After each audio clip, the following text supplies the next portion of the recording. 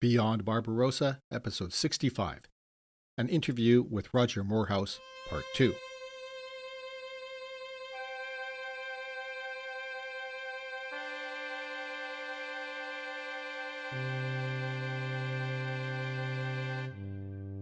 Welcome to Beyond Barbarossa, the first English-language podcast in the world to focus on the Eastern Front of World War II. Remember that you can get episodes early, ad-free, and now with images through Patreon. Just go to patreon.com/beyondbarbarossa and choose the level of support you're comfortable with. I'm Scott Burry, podcasting from the Redbeard Studio on traditional Anishinaabe Algonquin territory, also called Ottawa, Canada. Today is just 1 week after the last episode. Remember how I promised you more content? And today I'm delivering on that promise. 1 week since the release of episode 64, not 2, 1. Here is episode 65. This is part 2 of the conversation with Roger Moorhouse, historian and author of 7 books about the Second World War, with a focus on Germany and Eastern Europe. Specifically, our talk is about his 2014 book, The Devil's Alliance, Hitler's Pact with Stalin, 1939 to 1941. Last episode in part 1, Roger and I talked about that pact, formerly called the Treaty of Non-Aggression between Germany and the Union of Soviet Socialist Republics, signed on 24th August 1939, but for some reason backdated to 23rd August 1939. Go figure, communists and Nazis. This agreement remained in effect, albeit with diminishing impact over time, for nearly 2 years, until 22nd June 1941 and Germany's invasion of the USSR in Operation Barbarossa, the event that this podcast goes beyond. Now, last week, Roger explained how the Nazi-Soviet pact is largely underappreciated and poorly understood in the West. According to Roger, it doesn't really fit into the easy narrative about the Second World War that's common in the English-speaking world. That's the narrative that I learned in high school. That narrative, just to give you the highlights, this is what I was taught. Germany started the Second World War when it invaded Poland on 1st September 1939. Britain and France followed by declaring war on Germany, but failed to stop the invasion.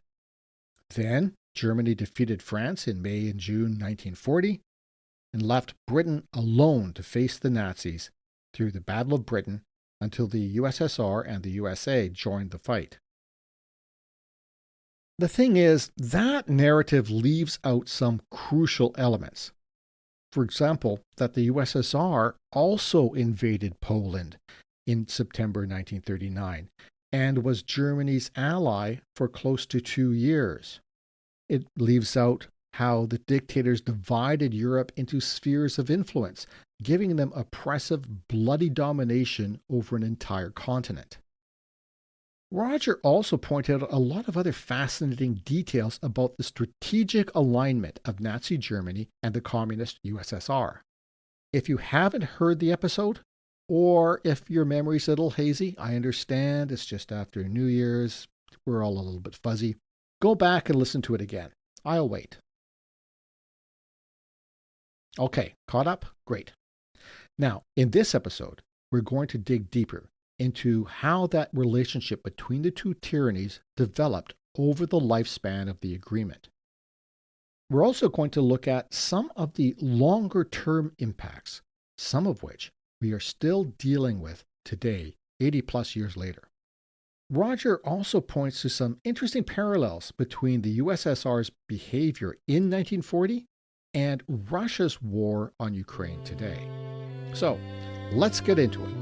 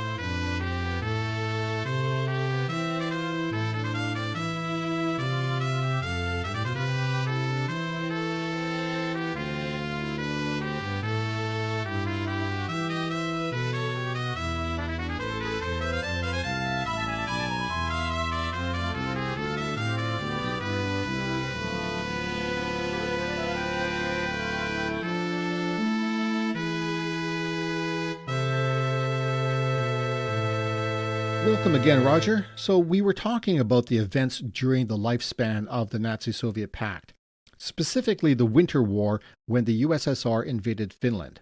At that time, which was November 1939 to March 1940, was there any realistic idea that Britain and France could help Finland in a military way? For example, something similar to how the West now supports Ukraine? It was in many ways a very similar case, and arguably you could see Finland almost became, like a second sort of Spanish Civil War. Mm. So there were volunteers that went to Finland, for example. I mean, there was lots of agitation in the Western capitals saying, we must help Finns. They're standing against tyranny and all this sort of thing, standing against Soviet oppression and so on. So there's a lot of press noise and public noise in support of the Finns. And Hmm. there were people who put their money where their mouths were and actually went and fought.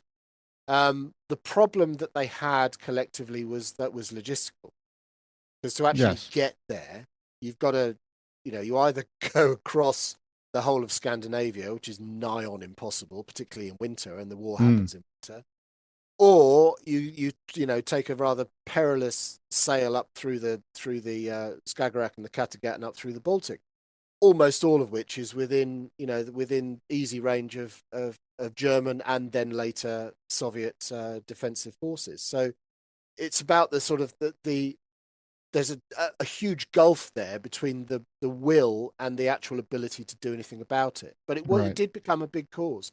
There was a plan afoot, an Anglo-French plan called Operation Pike, winter of 39, early 40. Contingency plan initially. There are always contingency plans. They're all over the place, and a lot of them are red herrings because we find them in the archive and we go, "Oh my God, look at what they were planning to do." Well, they have contingency plans for everything, but this Right. one was actually put into action. So this was the plan for a bombing raid on the Soviet oil fields of the Caucasus. Oh, So Baku, Azerbaijan, and so on, right. which is were the main Soviet oil fields, and they were to fly from bases in Persia, in Iran. So what sets this apart from a mere contingency plan is that they actually had the aircraft ready. They had moved aircraft into Oh, place to carry this out, right? Which makes it a little bit more than just a random contingency plan. They were planning to do this in the spring, early summer of 1940. It was all planned out. And the logic was that they viewed the Soviet Union as the sort of soft underbelly of this grand. It was described once by a British journalist as Teutoslavia, this grand right.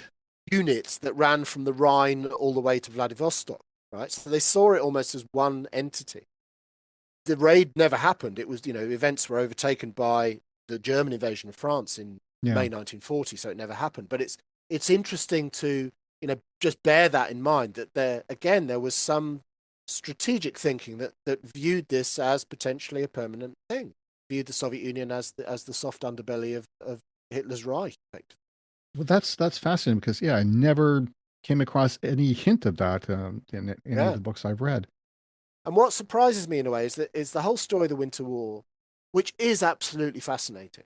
Like it's such a brilliant story. This is a Hmm. tiny well, it's not a tiny country, but it's a country with a tiny army. It had no aircraft, it had no tanks, it had a handful of artillery pieces, and a lot of very dedicated soldiers, many of whom were actually reservists. So they'd been through sort of military training and so on, and then they're called back up. So that's what they had. And they had the terrain, which was horrific, right, particularly in the winter. Impassable kind of taiga and forests and lakes and all of this sort of thing. So they Like basically were where I faced grew with up. it. Right. Well, I mean, just imagine trying to invade it with a mechanized army. I mean, Yeah. it's not an easy thing. And they basically had these tremendous kind of guerrilla tactics by way of holding up the Right. entire Soviet army, which they did for a very long time. Gave it a very bloody nose. They hold out. We're actually the anniversary today. We're recording this on the Hmm. 26th of November, Right. which is the anniversary of the Mainila incident. That was the false flag operation that the Right. Soviets mounted to have the excuse to declare war on Finland, which they did 4 days later on the 30th. Oh, yeah. Right. And Um, this is all covered in two bonus episodes of Beyond Barbarossa. So Brilliant, well yeah, done. I mean, it's great that free you cover to it because it's not well known, and it no, really deserves no. to be. Yeah. Really does. And that's freely available to all supporters on Patreon. Sorry about Good interjecting the plug. plug. Good plug. And it made me think when you had that scenario with the Russian invasion of Ukraine back in February Yes. 22, and there was that great story that went through Western news wires about a Russian armored column that was supposedly bearing down on Kiev, and the sort of narrative in the West was, oh my God, how long can they hold out? How long will it be till they just get crushed by this Mm. column? And then the next word is that, oh, the column itself has been attacked from all sides and has been destroyed, right? It Yes. became like a second road of death. And I thought at the time, this is exactly what the Finns did in 1940. You would Exactly. you'd think that somebody would learn. Yeah, you'd think. Someone in the Kremlin should have learned that this is what happens. Yeah. But it's one of those, and for that, with references like that, you just think, well, why? It's such a fascinating campaign. Why is it not studied? Why is it not better known? And I think it goes back to what I was saying earlier on about the Nazi-Soviet pact and how we don't understand the pact. We don't collectively understand that nearly 2-year period when the pact was the sort of guiding document of that German-Soviet relationship. And consequently, everything that happens under the aegis of that sort of falls into a memory hole. Right. And I think that includes Yeah. the Winter War, it includes the fate of the Baltic states. It just disappears from history because, it doesn't fit the easy narrative, which is that, we're fighting at the beginning and then the Soviets come in. Well, nobody ever asked the question, well, what were the Soviets doing for 2 years? Well, the Right. answer is they were allied to the Germans. Yes. To a large extent, Stalin believed in the Nazi-Soviet pact in a way that Hitler didn't, right? So for Hitler, it was only ever really a temporary expedient. It strategically got him what he needed to get in 1939, which is a free hand to deal with Poland. It got him that economic agreement, which on paper at least gave him everything he wanted, in the expectation that he was going to be blockaded by the British and the French, like they Hmm. had been in the First World War, by naval Right. blockade. So he thought, okay, so I need a supply of oil, I need a supply of grain, because those are things that, particularly oil, that he's short of. Okay, Soviets are going to give us that. So that, the economics works, the strategic aspect works. And in the process of those two being foregrounded, in Hitler's mind, again, I'm kind of extrapolating, but in Hitler's mind, you can put the ideology, the demands of ideology, to a second place, right? Yeah. They don't need to be worried about at this point. Yeah. The Pause problem that. is later on. Yeah. So, hard facts, strategic requirements, economics take precedence. By the time you get to the end of 40, for example, is another episode we really should know better, is Molotov's visit to Berlin in November 1940, right? Nobody Right. ever talks about that in the sort of, in those sort of grand strategic studies of, of great power politics in World War II. It never gets talked about. It Hmm. really should, right? And this is basically Molotov coming to Berlin to do what is effectively a Nazi-Soviet pact redux, a reset, if you like, to use the old Obama line. That worked great. That was the logic. We divided Central Europe between us. Things are going great. We've got this economic relationship. Now, where are we going to go forward Right. from this? And that's where you start to see that strategic relationship, which had actually worked quite well, even though it was seen as temporary by the Germans, is beginning to fray, right? Hmm. Because the Germans are thinking to themselves, okay, our next target really is contain the British. We've done that. They're isolated on their island. Not an ideal solution, but it will do. Their next intention is to go east again, right? That's where they Yes. always had their desire to have their sort of colonial territory, if you like. And yet, for the Soviets, they're talking about Soviet gains in.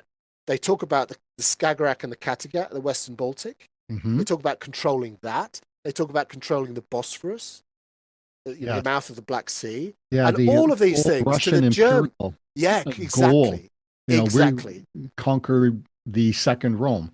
precisely. All of this, all of the old Russian, Kremlin kind of mindset targets come out again, and all of them, to the German mind of the time, are just ringing massive alarm bells. So the Germans are going, "Oh my God, what have we got into bed with here?"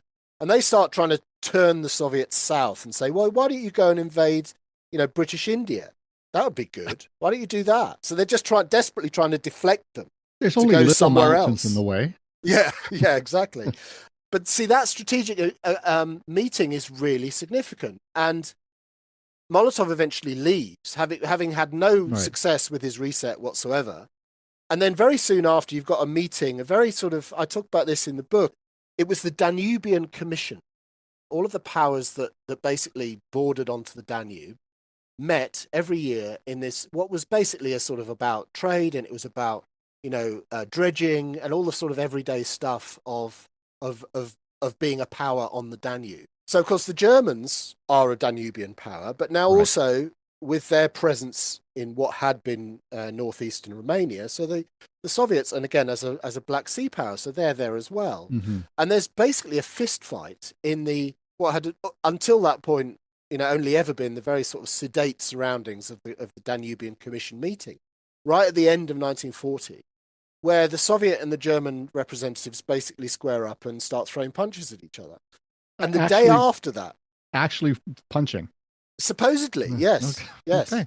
which is a wonderful image. It's a bit like having a punch up at a parish council meeting. It's the Yeah. same sort of thing. But it shows you those tensions that were beginning to come Mm-hmm. to the surface, right? And the day after that commission meeting ended in such acrimony, that's when Hitler gave the order that next summer or next spring, as it was, we're going to invade the Soviet Union. So Right. of course, there was contingency planning before, but that to him was the go moment, right? Right. So you can see that again, So ideology is coming to the fore again because and this way you have to sort of backtrack a bit. The economics was no longer working. So the promise of all of that grain and all of that oil that they had about 4 economics treaties between them. Each one had greater targets for what would be delivered, and only a fraction of it was ever delivered. The Soviets were brilliant at basically turning off the taps and making some tiny issue of protocol or of mm-hmm. the full stop on a particular treaty, making that the most important thing, and subsequently turning off the tap. So they Right. frustrated the Germans hugely in that economic relationship. Mm. The Germans had sent the Soviets, I talked about they wanted the up-to-date tech that the Germans were Yes. supposedly going to send. The Germans sent them crap, right? They sent them all the prototypes that didn't work. There's a thing called the Heinkel 100, which the Germans knew didn't work. And Mm. they sold it to the Soviets and said, "Oh, it's a brilliant new fighter that we developed." They Mm. knew it didn't work, right? Mm. So they basically they kept all the good stuff hidden. So Right. the two of them were both negotiating in really bad faith all the way Right. through. Right. So that sort of strategic relationship had run its course. The economic relationship hadn't worked out like both of them had thought it would, and in the process, the ideology comes again to the fore. Wow. It's fascinating to think how those different opposing forces, that's economics versus ideology, seem to be striving against each other in defining the relationship between Germany and the USSR. Let's take a short break. When we come back, I want to ask you why Stalin resisted building up the forces, getting really ready in an immediate way for a war against Germany, even as the signs of a looming invasion became obvious.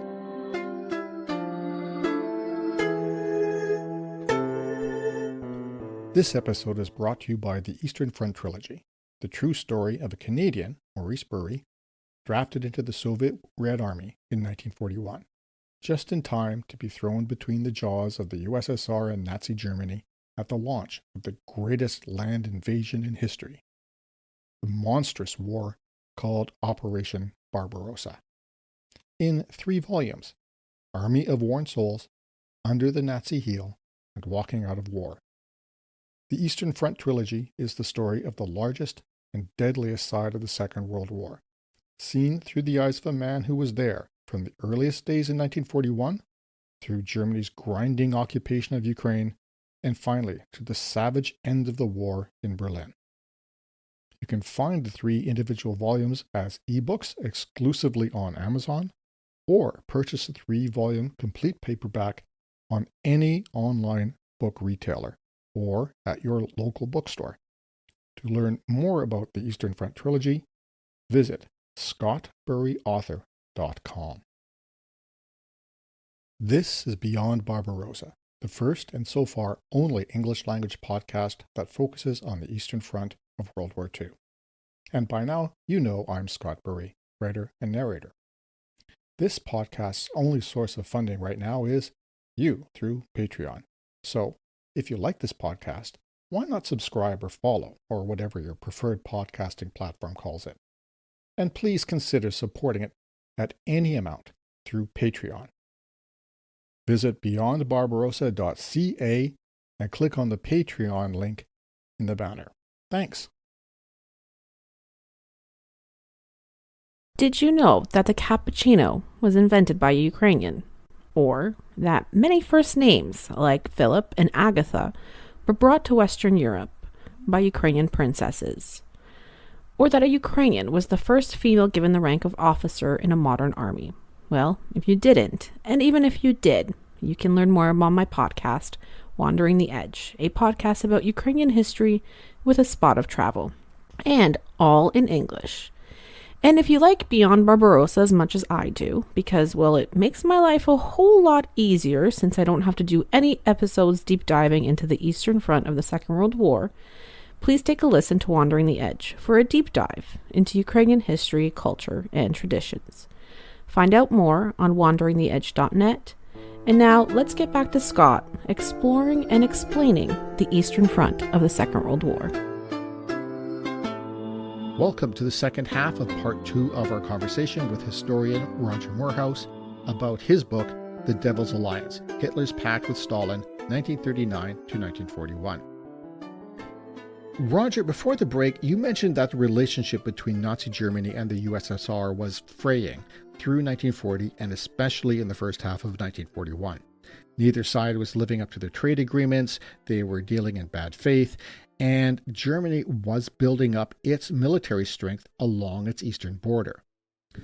Even so, Stalin resisted advice, even begging by Zhukov and others, to do anything that Germany could perceive as a provocation. And this included moving significant Red Army forces to the west. In your view, and I'm not asking you to be a psychiatrist, but what could he have been thinking? Why Stalin just doesn't believe it's coming? I think he actually bought into the Nazi-Soviet pact in a way that, in retrospect, is kind of hard to fathom and hard to appreciate. And I think it goes back to the role that Britain in particular played in the Russian and, by extension, the Soviet mind, in the mind map of your average, Soviet planner in the Kremlin. And you can see it. You see it echoed today as well in a lot of what the Russians put out in terms of propaganda about Britain. They're still quite obsessed with Britain. Yes. Even though Britain is kind of a bit part player, it's really not much of a military player anymore. It pains me to say, but kind of a fading force to some extent. But still seems to loom very large in the Russian imagination. Yeah, they talk about the Anglo-Saxons, as they're the inimical and the perfidious exactly, Albion. The perfidious Albion, yeah. And I think that, we can see that in a lot of Soviet thinking during the war as well. Mm-hmm. So any of that information that came from the West, and a lot of it came, even Churchill, through various channels, tried to alert the Soviets that this was happening, that they were going to be attacked. Of course, it was just dismissed out of hand as Western, this perfidious propaganda to try and disrupt the relationship. Right. So nothing that the West could say to them would make them believe it was going to happen. And they believed that, this was okay. It was a marriage of convenience. It got them what they wanted, which was that economics of strategic arrangement, got them territory, a lot of the territory they'd lost in 1918 after the First World War. Yes. It sort of ticked a lot of boxes for the Soviets, and they just couldn't really get their heads around collectively that this was all essentially a fraud and was about to collapse around their ears. Right. And crucially, and the last point I'll give you on that is that the Nazi-Soviet pact, there's a lot of evidence to show that the Nazi-Soviet pact was Stalin's baby, right? This was his idea, okay? This was his big idea. Prior to that point, he'd not really got that much involved, particularly in the minutiae of sort of foreign policy and so on. The German ambassador in Moscow, von der Schulenburg, was present for the first night of negotiations with Ribbentrop in August 1939.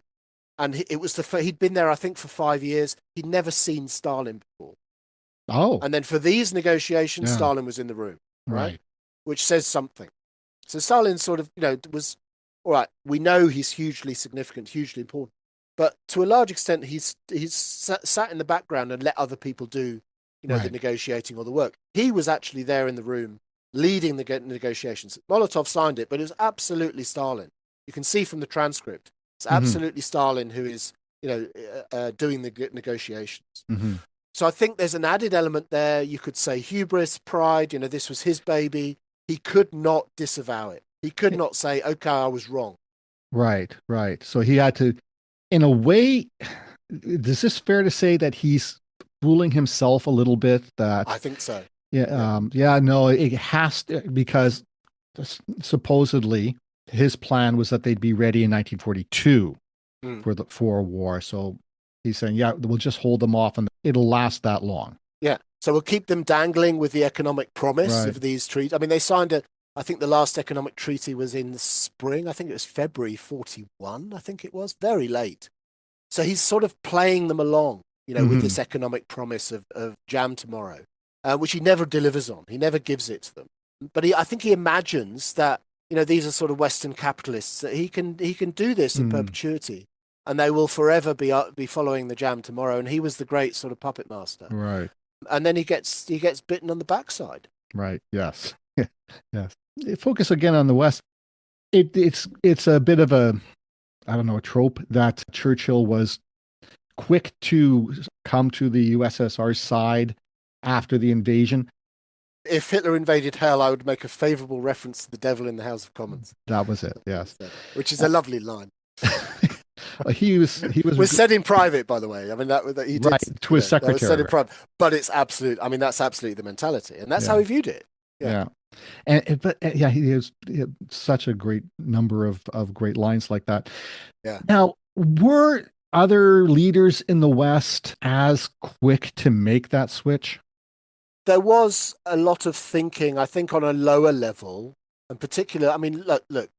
Churchill was absolutely no fan of communism. He was one of the No. most vehement anti-communists in the Western political sphere at the time, beforehand anyway. Yeah.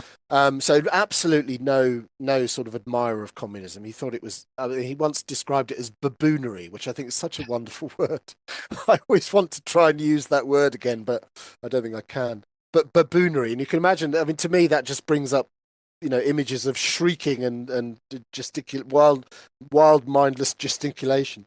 So I love that. I love that description. And of course, he'd been behind the Allied intervention at the end of the First World War, 1919, Yeah. to try and, again, another of his great phrases, to try and strangle the Bolshevik baby in its crib, which is Right. another choice image. So he gave way to nobody in sort of anti-communist, anti-Soviet sentiment, but he certainly saw that this was an opportunity in that it took the pressure off Britain, it took the pressure off the Western powers, as such as they were, and in a sense gave Britain the breathing space that it absolutely needed. So he embraced that opportunity with both hands, and as he said, if that old line, if Hitler invaded hell, I'd make a favourable reference to the devil in the House of Commons. There were many people, I think, further down the sort of political food chain, if you like, that for whom the attitude was more, well, here are two monstrous criminal rogue regimes Hmm. fighting each other. Why don't we just let them do it? Right. Right? Yeah. I think that's the sort of mentality that you're fishing for there, Scott. And there are those voices, absolutely. And actually, even within the sort of upper ends of the military personnel in the West, General Ironside, I think, was one of those who essentially said the same thing. But I think the feeling was, again, even the Western perceptions, intelligence perceptions, and analyses of the state of the Red Army in 1941 were so negative that the Hmm. expectation was that they could last, maybe 3 weeks Right. under this onslaught, which I suppose, I mean, as we said before, that the Western intelligence could not conceive of the Nazi-Soviet pact even being signed. So, you have to wonder where they're getting their information from. But the general perception was that the Soviet Union was militarily weak Mhm. after the purges of the 1930s. 4 out of 5 Soviet admirals had been executed. 55 out of 89 generals had been executed. I mean, the figures are ridiculous. Yeah. From the purges. And it took them a long time to come back from that. And there were all sorts of voices, again, I talk about it in the book, of non-mechanized warfare. Tukhachevsky was the great, the equivalent of Guderian, for example, or a Fuller in Britain, advocate of mechanized warfare, which he saw rightly as the future. There was this other voice who basically said, oh, no, you don't want to do that. We just need cavalry and we need, massed ranks and all of that. Yeah. Like a meat grinder you'd see now in Ukraine. Yes, that was Semyon Budyonny, the general with the big mustache, the old Bolshevik through the revolution and the Civil War. Always a favorite of Stalin, even though he was incompetent. And he was the one that tended to get favored, of course, because Tukhachevsky was got rid of during the purge. So those voices are getting traction, and to a Western intelligence analyst, you go, "What the hell are they doing?" Right? They're not going to last 5 minutes against the Blitzkrieg. Right. So you can see a little bit as to how they come to that conclusion. But the general perception was the Soviets aren't going to last. So what we have to do, rather than sit back and cross our arms and say, let's let these two dreadful regimes fight it out and fight each other to the death. Basically, the perception was, well, if we let the Soviet Union be defeated, then we're in a whole load of pain because they've got all of that raw materials, they've got manpower, etc., etc. Right? So then you've got Lend-Lease, then you've got that economic support and alliance that becomes the Grand Alliance behind the Soviets. In the first phase, very cynically, I would say, essentially to keep them in the fight. Just to make sure they stay in the fight and they survive, and they take a few German lives with them on the way. Right. It's very cynical in the outset, and then subsequently becomes a little bit less cynical. So the knowledge of the non-aggression pact after the invasion, was that maybe a resentment of that contributed to that cynicism? In the Western capitals, you mean? Yes. It's very interesting. I think there was tremendous, and you can see this in the literature if you go back and look at news reports, for example. Mood reports are very, very significant in this.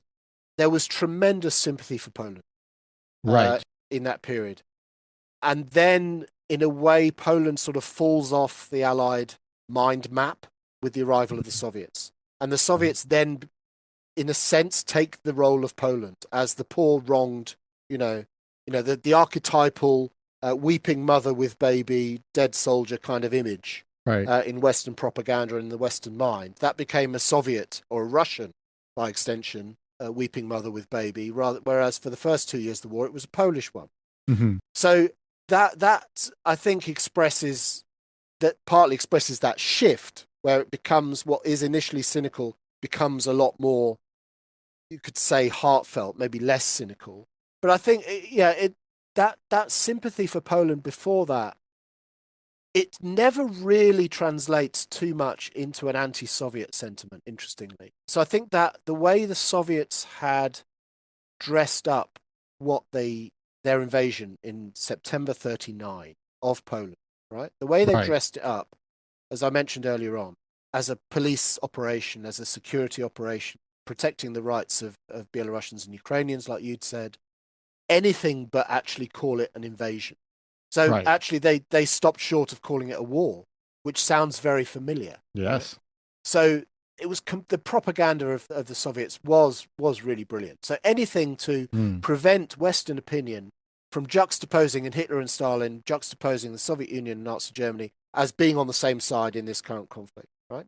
Right. And consequently, I think this is partly explains also why we have this blind spot, because we don't see the Soviets in that first 2 years as an aggressor, right? They're just sort of there. And they're almost like, and this is why their subsequent narrative after 1941 works so well, because it's sort of coming into a void. It's not having to overturn, an established narrative that says that they're the bad guys. It's working in an area where nobody has any understanding of what's going on at all. So that's partly why the propaganda works so well and has been so durable. So no, there's not really much in the way of anti-Soviet sentiment in that time. It becomes much more pro-Soviet, as I said, after the horrors of that invasion. I know I sent you a lot of questions. I think we've covered them all. So I want to thank you very much. But before I sign off, is there anything that you think that should be mentioned or stressed more that we haven't covered in our talk?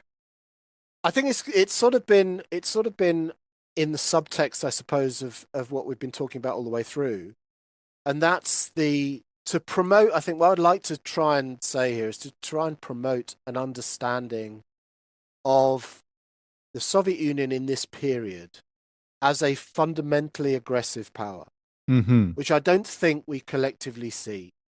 The Soviet propaganda of the time and since, and this is rolled on through Russian propaganda currently under Putin, wherever they talk about the Second World War, they talk about the Soviet people then, and in the Russian mind, that's just the Russian people. But of Yeah. course, we know it's not, right? This is why I'm always particular about saying the Soviet Union and Soviet forces and so on. Yes. Yes. Me too. And let's continue doing that, Scott, because it's very important. So there was always that revisionist element to Soviet thinking in the interwar period. Mm-hmm. There's the ideological driver, which you see in 1920 with the Polish-Soviet War, to expand communism. This is a Yes. universalist ideology, Right. which we, again, in the West collectively forget. It's a universalist ideology. It's intended to take over the entire world, because otherwise it doesn't work, right? It has to take over the entire world. So it needs to expand. So after you've consolidated in the Soviet Union, you need to expand. Right. So you can see how all of these drivers are making the Soviet Union in a kind of weird way, not necessarily just the same as Nazi Germany was, but in a slightly lesser and slightly more peculiar way, still an expansionist power, still an Yes. aggressor power, Um, and is- still resolutely viewed the British and the Americans and the French as imperialists, dyed-in-the-wool enemies of everything the Kremlin Yeah. stood for. We need to sort of stress that to ourselves and understand that was the driver. It's Right. fundamentally aggressive. Yes, and there was the war games that they had conducted, was it 1940, imagining or practicing for a German invasion, where Zhukov took the side of the Germans, and he won, which was Yeah, interestingly, yes, yeah. uh, again, you think we got to do something different here. But I think, as I said before, I think there's an inability to really sort of visualize. It's seeing through everything through that ideological prism. It makes Mhm. them unable to sort of visualize the world as it is. Right. Which is that there's a big difference between Nazi Germany and the Allied powers, right? They're not just a homogenous hostile outside world. Admittedly, one of them you're in an arrangement with, Right. but that's kind of how they viewed it, and it was fundamentally sort of misleading and sort of skewed the sort of Soviet vision. But that if there's one thing I would say, it's just to try and remember that the Soviets, they always try and portray themselves. Even now, the Russians, the narrative is the Russians portray themselves either as victims or as victors. Right? Right. Nothing Right. else. Nothing Yeah. else. Never an aggressor. No, And we have they're to only put defending aggressor ourselves. exactly. NATO is getting closer. We must. Exactly. And Yeah. that feeds into the whole propaganda narrative today with Ukraine. And we have to remind ourselves, both historically and now, Russia and the Soviet Union is also an aggressor state. Okay, well, that's I think a really good point to end on. What the lesson of the past is for today and the future. Roger, I really want to thank you for your time. You've been very gracious in putting up with my technical inabilities and my cat. And I love the cat. okay. A great pleasure, Scott. Thanks for having me on. Before we go, tell us what's Yeah. next for Roger Moorhouse. What's next? So, as I said, Nazi-Soviet Pact, Devil's Alliance was 2014. I then did a book on the September campaign of 39, the invasion of Poland, joint invasion of Poland, which was called First to Fight in the UK. In the US and Canada, Yeah. it was called Poland 39. Oh, okay. So That's one I saw. that was a few years later, and then the latest one was called The Forgers, which is about the Holocaust and Mm-hmm. a rescue operation done by Polish diplomats. And then the current book, I've gone back to German stuff, which I'm just finishing the book at the moment. It will be out next autumn, maybe late, maybe just into 26 in the US and Canada, which is about the U-boat war, looking at the U-boat war, but kind of from a German perspective. So what did the Germans think they were doing? What was the experience like of being on a submarine for 2 months on patrol? short answer is, yeah, exactly. It was pretty dreadful. So it's like the short sell is it's like Das Boot, the history book, Right. effectively. So Oh. trying to use a lot of German voices, use war diaries, memoirs and so on to piece all of that together. What was it like to serve as a U-boatman in World War II? So that sounds should be out the fascinating. end of next year, beginning of the year after. That sounds fascinating. Well, thank you again, Roger. And I'll put links in the webpage for this episode to all your books and your site, rogermoorhouse.com. Wonderful. Thank you, Okay. Scott. Well, All the thank you. best. Thanks again, Roger. That was Roger Moorhouse, author of The Devil's Alliance, Hitler's Pact with Stalin, 1939 to 1941. Thank you again. And I want to thank all of you listeners for tuning in to Beyond Barbarossa, still the only podcast in the world in English that focuses on the Eastern Front of the Second World War. As always, there are maps and photos on the webpage for this episode, as well as links to all of Roger's books. So just go to beyondbarbarossa.ca or beyondbarbarossa.podbean.com. And if you're a Patreon supporter, you can see a full slideshow of this episode ad-free. That's at patreon.com/beyondbarbarossa. And I want to take a moment just to thank all of you who are supporting the podcast through Patreon. If you like this episode, please hit the follow button. And I'd also really appreciate a rating on whatever podcasting platform you use, Apple, Spotify, Stitcher, Podbean, wherever it is. Hitting either the follow or adding a review or rating triggers the algorithms to let other history buffs know that we exist. Do you have any questions or ideas, thoughts, comments to make? I'd love to hear from you. Reach me by email at contact@beyondbarbarossa.ca or through the Facebook Beyond Barbarossa page. And you can also find me now on Blue Sky, scottthewriter.bsky.social. Original music was composed and recorded by Nicholas Burry. I'm Scott Burry. Until next time, keep your paddles in the water. Slava Ukraina i Heroyam Slava.